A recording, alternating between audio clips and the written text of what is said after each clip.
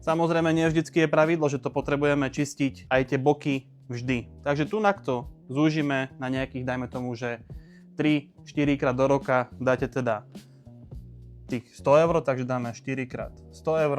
A ostatné sú už len teda tie klasické umývačky, dajme tomu, že sa to len nejako pretre, umýje, tak klasicky štandardne.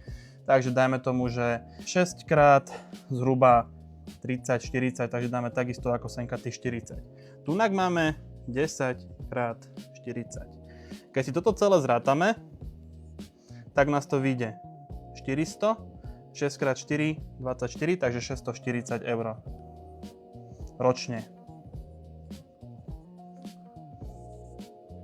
Tu, keď si dáme 10 x 40, nás to vyjde 400 eur ročne. Aký je v tom rozdiel? Rozdiel je 240 eur.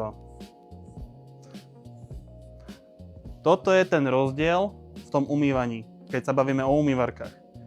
Keď sa pozrieš na tú cenu, toto si ušetril za 1 rok. A koberčeky ti od nás v aute za tých 360-380 eur vydržia roky. Ja osobne ich tam mám 6 rokov.